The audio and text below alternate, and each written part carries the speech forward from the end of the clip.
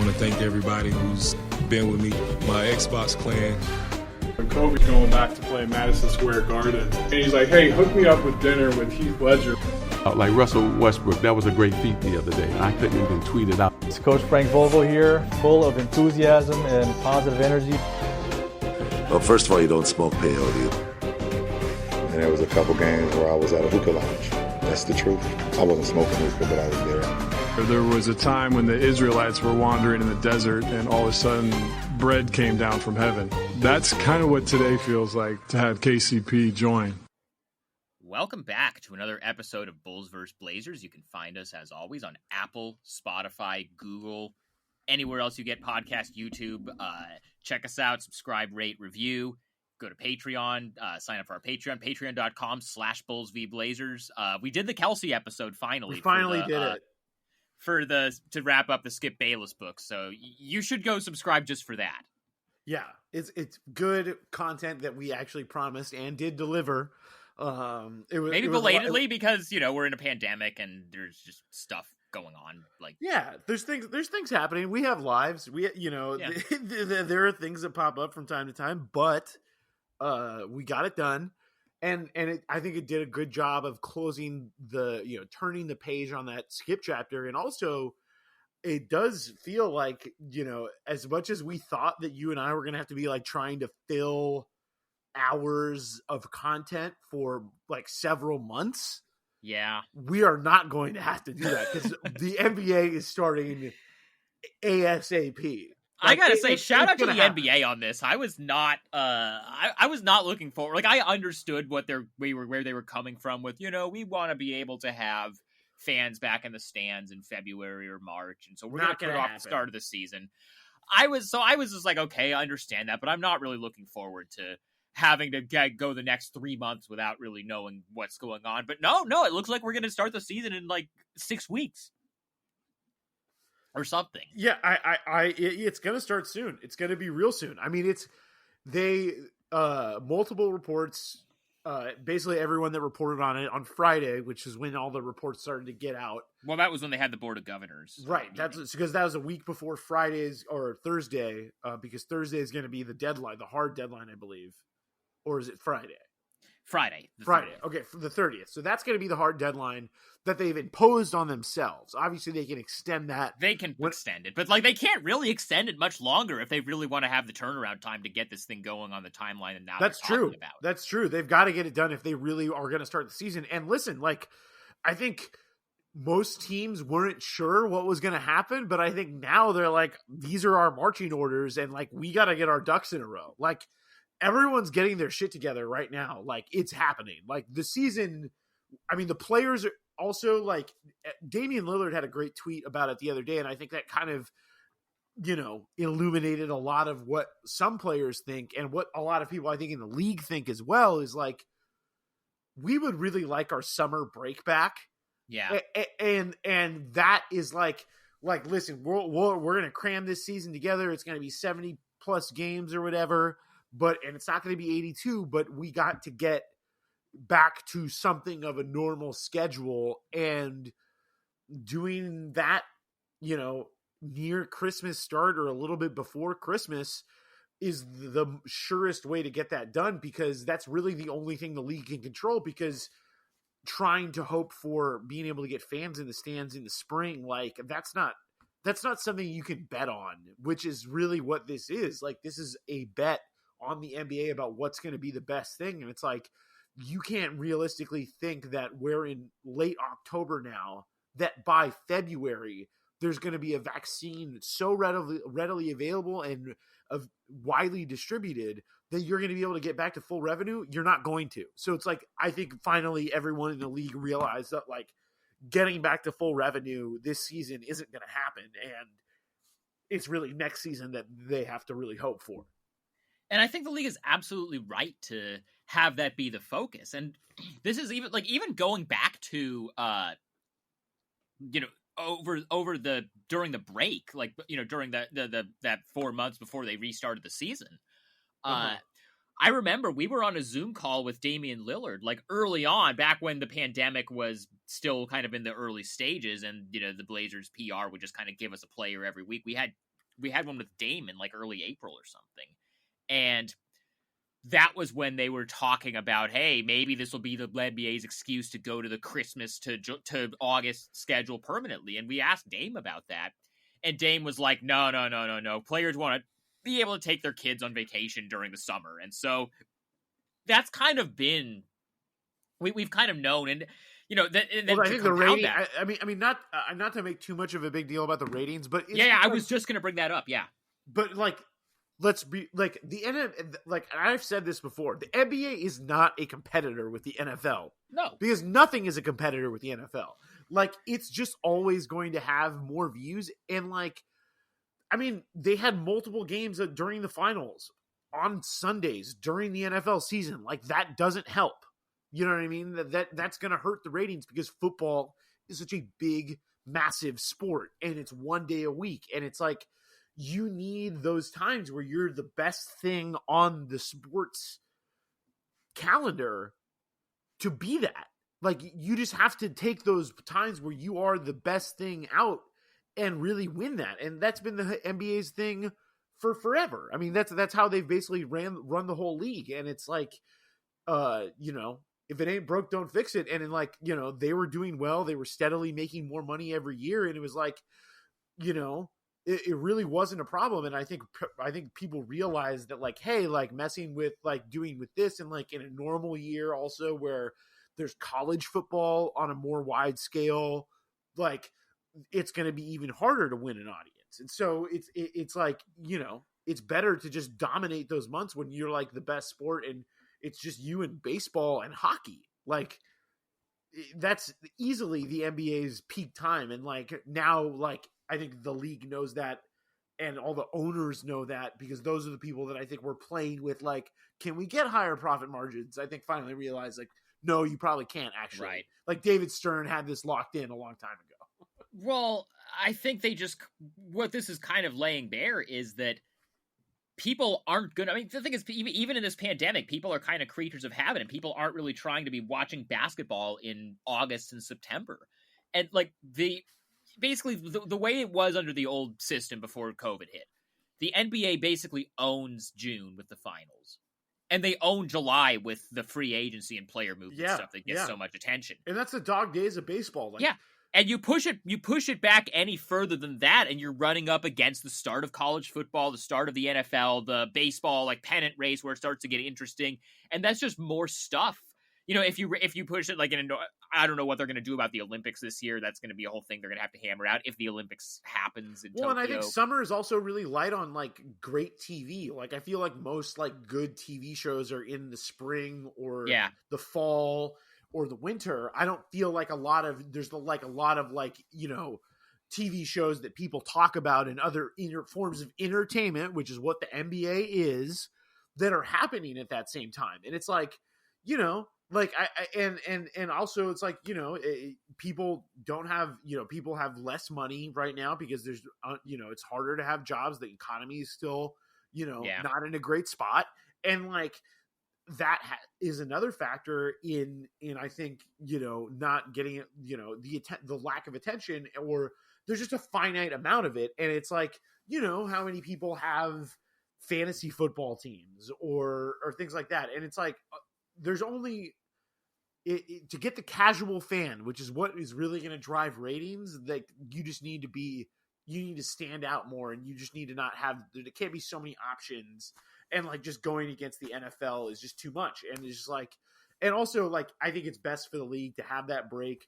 Like, everyone in the league gets August. You know what I mean? Like, I think people really miss that. Like, this year, August was like crazy busy for them. And it's because that was like the start of the bubble, and we had the seeding games, and then the first round of the playoffs when there's 4 games on every day. Yeah. Like, the thing about the NBA, like, people in the NBA, it's like, I mean, for the Kyrie thing is like really the exception to the rule, but most years, like, August is like a pretty chill time in the league. You know what I mean? And like, everyone gets to go on a vacation and they get to be with their families before they have to send their kids to school again. And people want that time back. And it's like, people want that schedule. And it's like, obviously, like, the NBA kind of is a 24/7 thing, and it's going to be compressed a lot more over the next few weeks, but there's a lot more space involved in the other schedule, and I think that's what they want to get back to, and so I don't blame them for that. I do think it's interesting what some players are saying. It was like the Jared Dudley. Yeah, it was Jared Dudley, right? Or was it Danny Green? Well, it was both. Okay. Basically, he was saying like LeBron is not going to come back and play in December, which... Okay, all right. Listen, opening night is not going to come, and Christmas Day is not going to come, and he's not going to play. Like, he's going to play in those games, but I would not be surprised if in, like, early January, LeBron, like, is like, hey, I'm going to take, my groin really needs some time. Or some shit like that. Like, he will take some time off. He will take some games off. He's not going to... There's no way he's going to go to ring night and not play, and there's no way they're going to have games on Christmas Day, and LeBron James isn't going to play.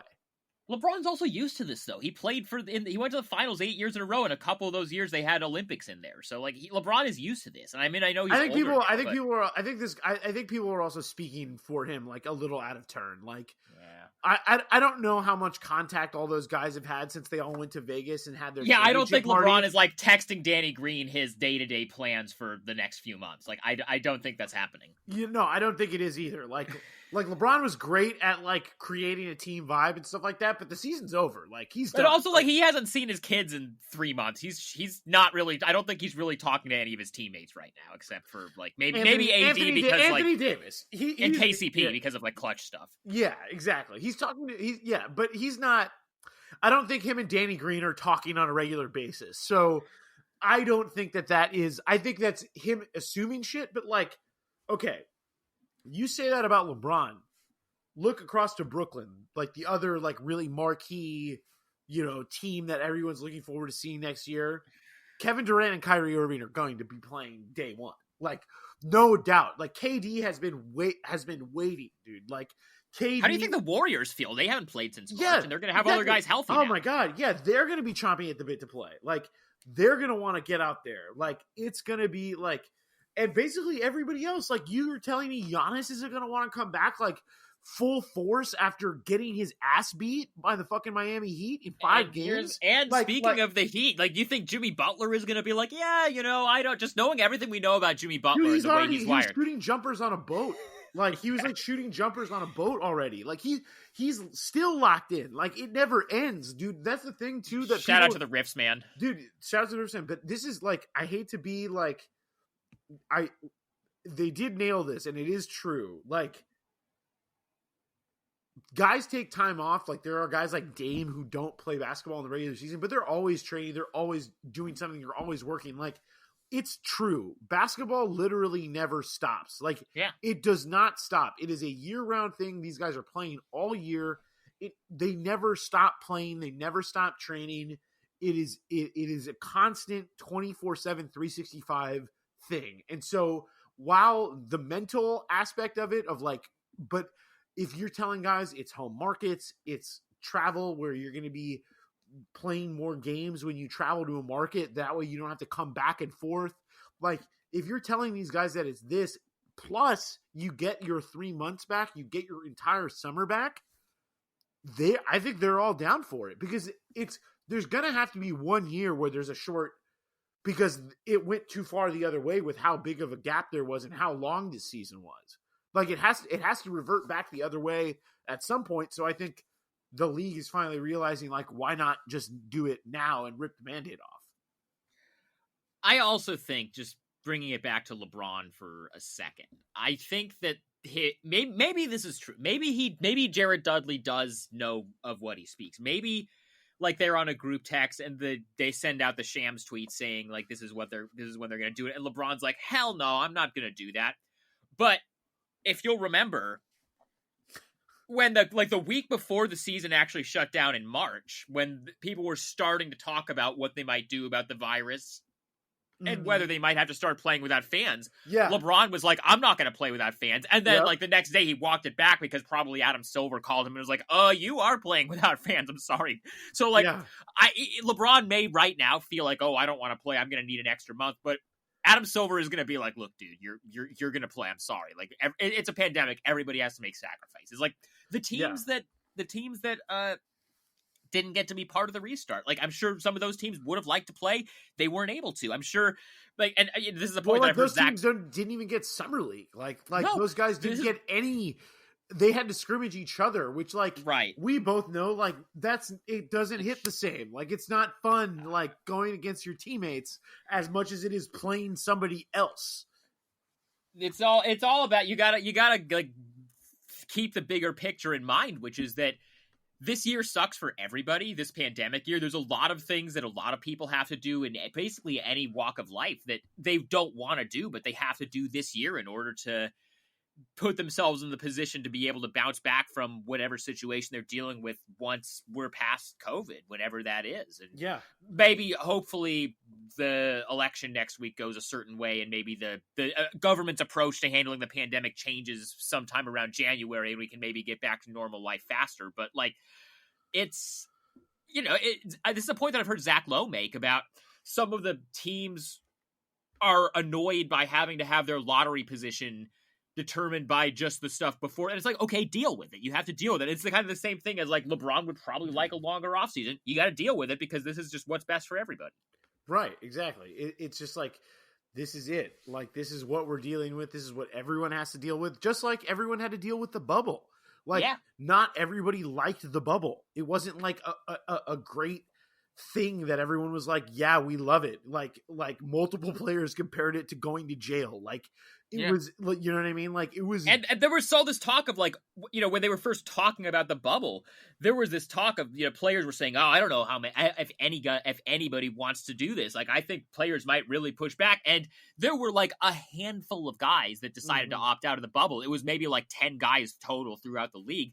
But most guys, maybe even if in the beginning, their initial reaction was, I don't want to do this. Once they sat down and figured, okay, my options are either give up this money and don't play, and then I want to play basketball in a year, and then I have to get back into it whenever next season starts, or go bite the bullet, be away from my family for a couple months, which is going to suck, but make this money, get the thing back on track, and do, like, most guys are pragmatic enough, or at least their agents are advising them that, in a certain way to be like, hey, this is actually just the best thing that you should do. And I think LeBron's a smart guy. LeBron, he always kind of thinks big picture. I don't think LeBron is going to stand in the way of this or not participate in it or anything like that. No, dude, LeBron is always on. Like, he talks about it himself. Like, being LeBron James is a lifestyle. He doesn't just decide to not be LeBron James one day. He's LeBron James every single day of his life. And it's like, that is not stopping now. So I think he realizes it too. And it's like, he wants to, like, obviously a lot of guys go vacation with their kids. Obviously you have Bronny, who is a growing basketball player. Same with Bryce. His daughter is growing. It's like, he wants to go on those trips with them when they're on their travel AAU team and they're in Atlanta for a weekend, or they're in Las Vegas for a weekend. And he's like, being the dad. And then also like occasionally like, shooting jumpers with like some other kids, because of course some kid on Bronny's team is going to love getting a kick out of shooting jumpers with LeBron James. Like, you know what I mean? Like, and LeBron loves that stuff. And it's like, he wants to get back to that too. So we all know that this league, like, what is going to happen is going to be like what he's down with. And it's like, he's not turning off. He's not shutting down. Like, I'm sure that, like, he also wants to get back to the normal schedule just like everybody else. Yeah, and he wants fans back too. And he knows that like it's going to be tough, but at least you can be home. Like, being in home markets, like, it's not going to be the same at all, but it's like, it will, like, at least being able to play, like, I'm sure LeBron's going to be at least a little hyped to be like not playing on like this neutral court, playing with the Lakers logo, getting to go home to his wife and kids every night. Yes, exactly. Sleeping in his own bed or his own hyperbaric chamber or whatever he sleeps in. He having that, like, going back, and like also like having the sense of like he can eat whatever he wants. He can have his chef make him whatever he wants. He can have one of his assistants go pick up whatever he wants to eat in LA, and he doesn't have to be beholden to like the Mickey Mouse menu that they have available at the hotel. Like if Bronny gets caught smoking weed on Instagram, he can handle it by himself without having to wait until he gets home from the bubble 2 months later. Exactly. Or he can be like, "You're a fucking idiot," smack you on the head, and then like take away his phone for a week. You know?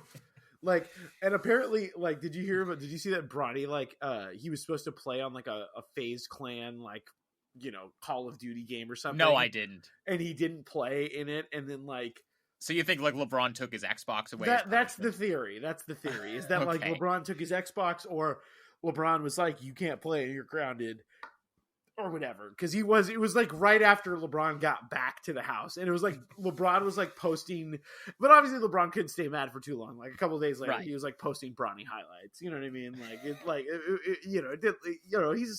LeBron. He's not going to be too harsh. But God, what else has happened today? You know, obviously we haven't talked about Stan since that happened. Well, we talked. You said it was going to happen. Yeah, like but it's official now. Yeah, right. I like it. I love it. Yeah. I think it's perfect because you want someone that values the center position, and like Stan clearly does. Like Stan clearly does value someone that can get into the paint, does most of his work in the paint. And I'm excited to see what kind of team he puts around them. We don't know what's going to happen with the Pelicans. Obviously, Drew Holiday is a very, very popular trade machine candidate, but we don't know what's going to, and obviously JJ Redick with the timelines doesn't really fit there either. Yeah, but JJ Redick is one of Stan's guys because he was on those Orlando teams. Totally, I see that, but I don't know. But I don't necessarily know if what if David Griffin gets a call from someone and it's like, "We'll give you a first for JJ Redick." Like, you kind of have to do that. I feel. Well, like the good thing is that David Griffin is actually the GM this time, and so Stan isn't going to have to do both jobs like he did in Detroit. And he's happy about that. And I think that's the take.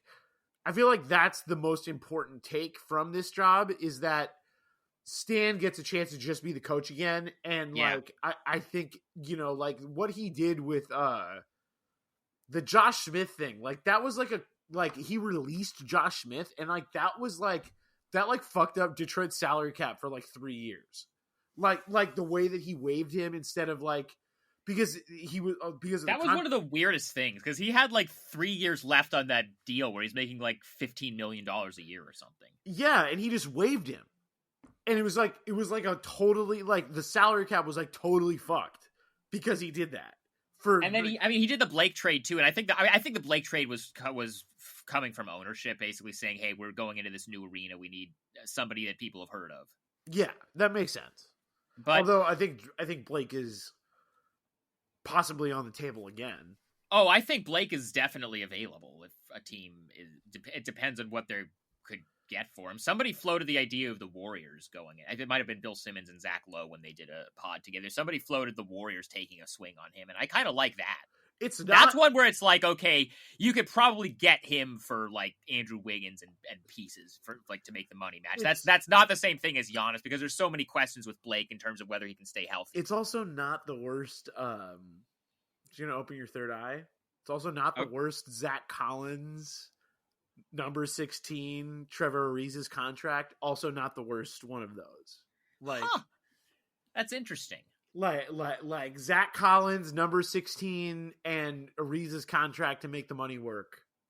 Who was the GM for the Clippers when Blake was there? Just gonna say it was Neil O'Shea. Just starting a dialogue. We're starting your dialogue right now. Open your third eye. I mean, this is. I mean, it's been one of the fake trades that's been thrown around Portland many times. Is the Blake Griffin, because of the O'Shea connection. And his price is a lot lower now because he just had season-ending knee surgery back when the Pistons were a thing. Still. And it's like, if you're Portland and you're like, oh man, Zach Collins, boy, I don't know, man. Like, did you listen to the Low Post today with Bobby Marks? I did. I heard the Gordon. They kind of floated the Gordon Hayward. Well, but also Aaron Gordon. They kind of threw that out there as like a Zach Collins thing. I just he doesn't really excite me that much. No, I know our boy Dan Marang is like all about it, but he doesn't. See, if I'm Portland, I would much rather, like, I know his knees are shot, but I'd rather try and do a Blake Griffin deal than an Aaron Gordon deal, because Aaron Gordon's whole deal is like he maybe could be Blake Griffin, right? And it's like I'd rather, whatever his health situation is, you load manage him, God knows what. Like, I'd rather have Blake Griffin because like he's learned how to shoot the three really well, and also his skill set with the Blazers would be so. Like his ability to pass and like be kind of a point forward and let Dame and CJ work off the ball without having to give up a ton of size is like really enticing. And like, but the question is like, how healthy is he? But if you're having him on a team with Dame and CJ, like you can make that work if he has to miss a game here and there, because Dame and CJ are pretty durable.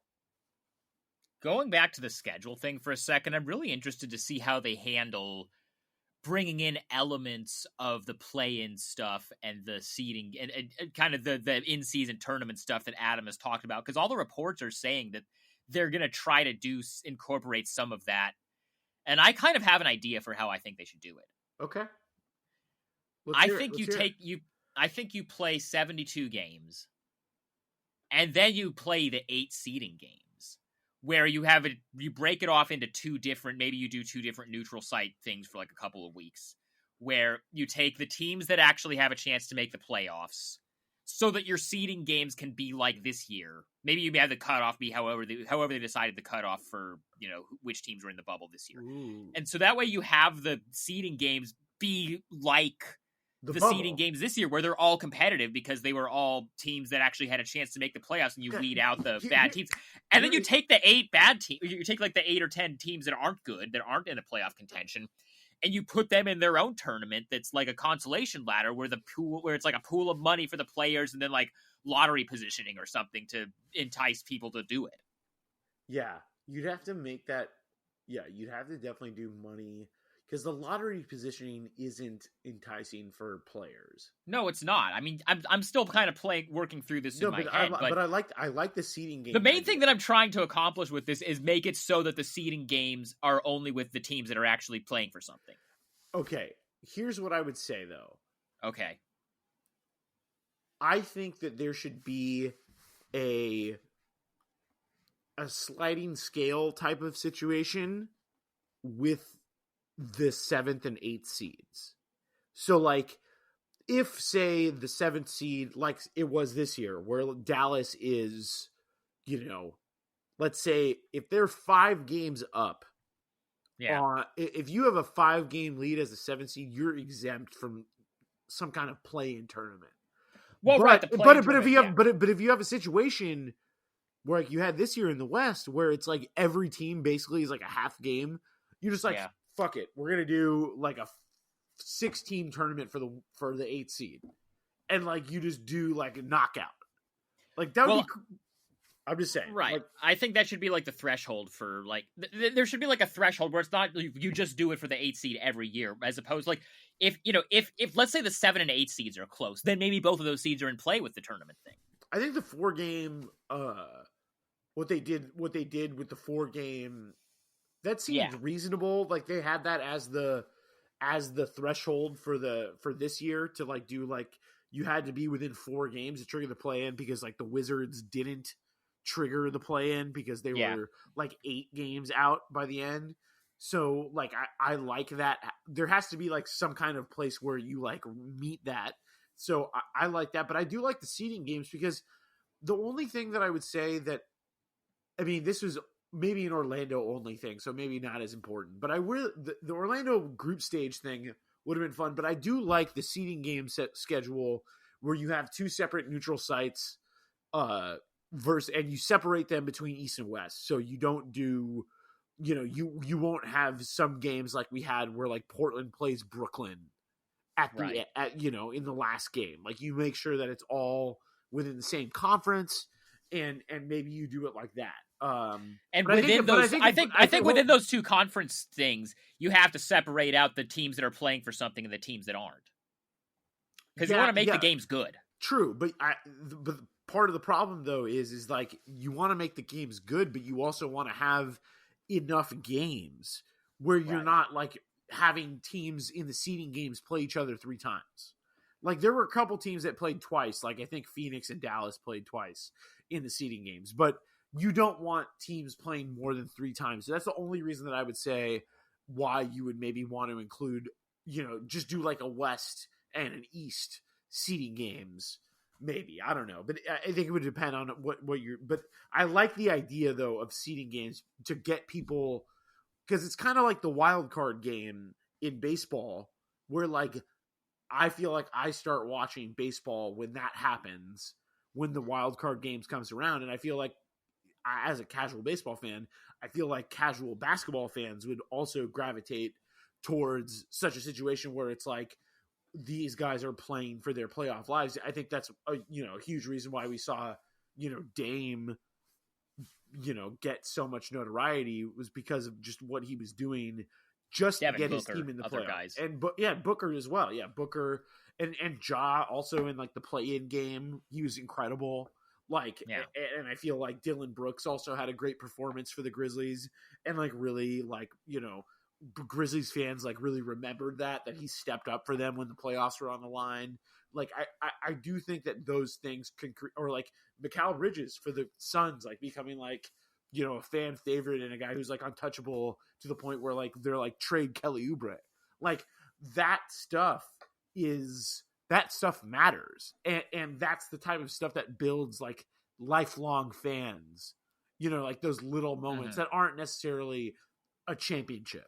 And I think that's a great reason to keep the seeding game. So I think that's a great idea. It's basically the same thing as like a Cinderella run in the tournament, where like, that, UMBC is not going to win the championship, but they had that run that one year. Right. And you remember that. And it's like, we're all going to remember the Devin Booker game winner over Paul George and Kawhi Leonard.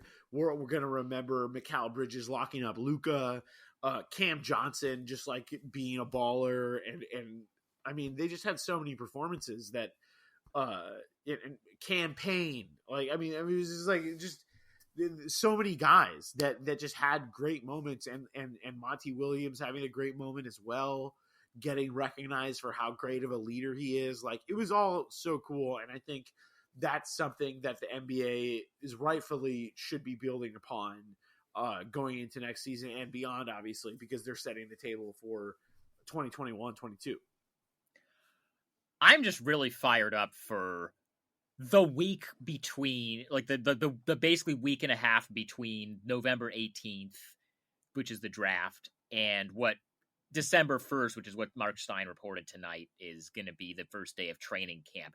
You're basically going to have to cram all of free agency in between the draft and training camp. So we're going to have a situation like the 2011 lockout where like players are in the midst of voting to ratify the CBA while also like agreeing to deals. Like, it's going to be just like a mad. And I mean, I think it's probably like, we're probably lucky that like there aren't any like really big names up on the market. Like, nobody, like, besides like Anthony Davis is like a formality that he's going to like opt out and stay with the Lakers. But like, there isn't like a Kawhi Leonard that could change teams, or like a Kevin Durant, or a I don't know who was a guy like previous year that was like there's not even a LaMarcus Aldridge. No, but right, and so it's all going to be second tier guys.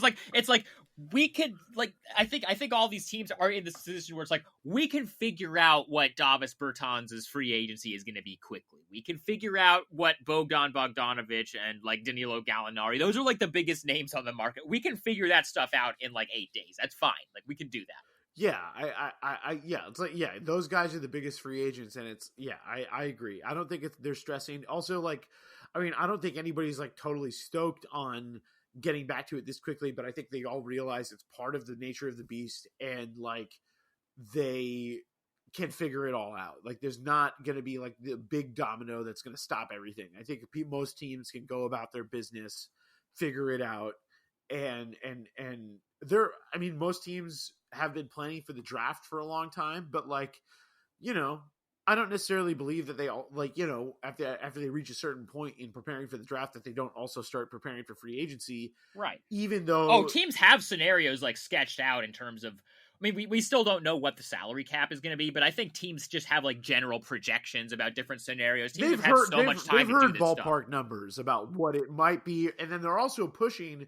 That was something that Bobby Marks reported today, was that they're also pushing for an increase in the luxury tax threshold. You know, like almost like as like just like to try and almost inflate the trade market so that teams like the Golden State Warriors, teams like the Lakers, who are going to be up against the tax, you know, teams like Portland, who are going to probably be up against the tax, Boston, you know, all these teams that pay a lot of guys a lot of money are going to, you know, are trying to get a little bit more money so that they don't have to, you know, pay that luxury tax while trying to make their teams better or hit the hard cap, which, you know, limits the team's ability to, you know, sign guys with certain exceptions and just be flexible. So there's a lot of reasons why the league would do that, but it just remains to be seen whether they will do that, because obviously everyone is under a lot of financial stress at the moment. Yeah. So I mean, as a fan and like as a reporter, I'm really kind of excited for it's going to be like your phone's going to just be buzzing all day from Woj alerts. There's just going to be a lot of stuff to react to. It's going to be kind of a mad dash. I'm also really interested to see how they handle media stuff. Like in terms of, are they going to let us actually go to training camp and cover it? Or is it all going to be Zoom? Are we going to be able to go to games? Like that's the other piece. Judging by the NFL, like people will be able to go to games, or like the MLB, like they will like, you'll be able to go to games and like there'll be press passes. I don't know like what the access is. I think it's mostly going to be Zoom still, or like socially distanced one-on-ones. Maybe, but like, or socially distanced, like, you know, people put their phones or something, and it's like, you know, they whatever.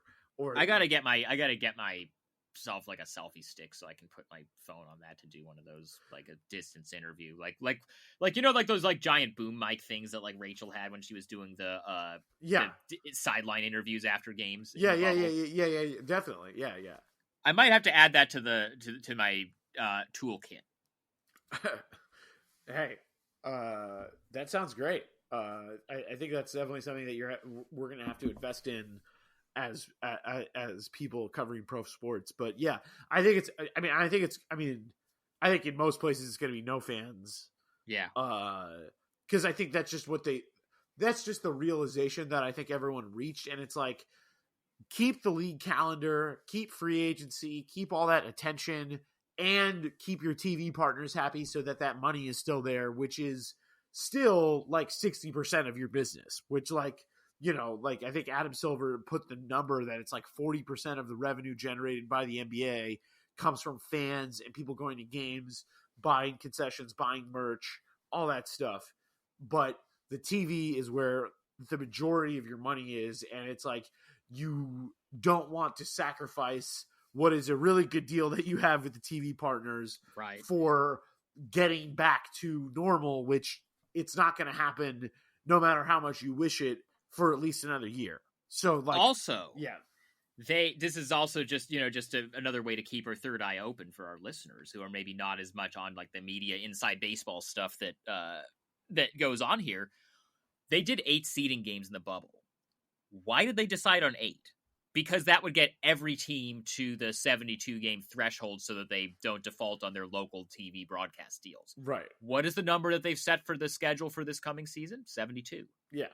So that would take, if they can play 72 games, that's going to take care of the local side of the broadcast deals. And then I don't know if they have like a specific number of games that are built into their ESPN and Turner deals, but I do know that, you know, if you just tell the TV, like the national networks, hey, look, you'll get Christmas, you'll get MLK, you'll get your Sunday ABC games after football's over, they're probably good.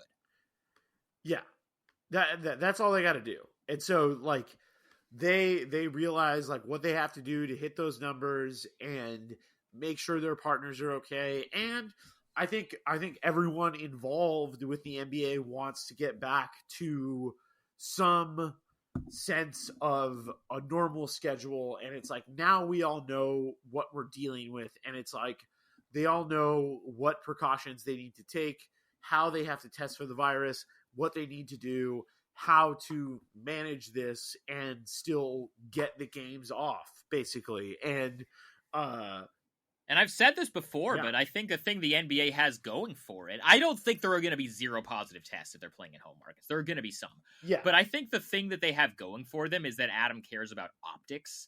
Whereas the NFL, they just do not care. Like they'll just, as we've seen during this football season, some players will test positive and they'll just be like, we'll reschedule the game. It's fine. And then just pretend it's not a big deal. And baseball kind of did the same thing to a degree. But I think with the NBA, the Adam Silver loves how much credit the NBA got for how much went into the bubble and how they pulled it off. Like they really like having the reputation as he tucks himself in at night with that. Absolutely. That and so that just sleeps. Because of that, we can talk about, maybe this is just a cynical way of looking at it, but because they want to uphold their reputation as we're the league that did it the right way, and we are the league that figured out how to come back safely in a pandemic, they're going to be a lot more strict with their protocols than these other leagues are, and they're going to take it a lot more seriously, and they're not going to pretend it's not happening like the NFL is. Yeah. No, I totally agree. I think that they're going to take every precaution. They're probably going to just say no fans, period. Like they might just have a league mandated thing where they're not going to do what the NFL did, where it's each team will judge by each state's laws. And it's like, there were 10,000 people at the Titans game last week. Like, fuck that. Like, I don't think Adam's not going to do that. Well, I don't understand. So, I've been watching baseball and the World Series, and they've been doing the World Series, and then they did the LCS series in a bubble where they played in a neutral site, and they played the whole series in one ballpark, but they let fans in, which defeats the purpose of a bubble. Did you notice that I think it was Woj's original report last Friday during the Board of Governors meeting that some owners would really like to actually push it back further and wait until we can have fans in. There's 2 people that is. That's Tillman, obviously, because he needs the money, and that's Joe Lacob, because Warriors need to be able to show off that Chase Center. They need to be able to have that be a place that tech CEOs can take people on an investor recruitment dinner or something. Right. No, they wanted that extra money to, they wanted that extra margin. Whatever. I mean, yeah, but I think they all realized that's not going to happen. So, who knows? Maybe this adds more fuel to the fire for Tillman Fertitta to trade James Harden, so he can not have to pay him that $40 million that he makes a year or whatever it is. We still have to keep our third eye open on that one, because they haven't hired a coach yet, right? No. I mean, we're still down. We're down to what happened? So the Pelicans hired Stan. The Clippers hired Ty Lue. The Pacers hired Icelandic art rock artist Bjork. And yeah, I think it's just Houston and Oklahoma City that are still both rebuilding teams. Just keep your third eye open. Just keep your third eye open, yeah. Especially, it seems like Jeff Van Gundy is kind of out of the mix. I haven't really heard much buzz about him with the Houston job, but Oklahoma City hired David Vanderpool challenge is still in effect. Still in effect. Definitely still in effect. We would love that. It would be so great for Shai, and whoever else some other young guard that they're going to draft who I don't even know. I'm sure it's going to be great for him. I haven't done any draft stuff at all. I told myself that I was going to do it, and I'm not doing it. I've decided I'm not doing it, especially now that the season's probably going to start 4 weeks after the draft. Fuck that. I'm not going to. I'll just listen to I'm sure Ricky will go on some podcasts. I have my boy Michael Weisenberg, who's a draft stud, who I talk to. Our boy BK also. Our boy BK, Brian Kalbrowski, Hoops Hype, Rookie Wire, USA Today. Your boss, technically. My boss, technically. Always, he's coming through with lots of intel.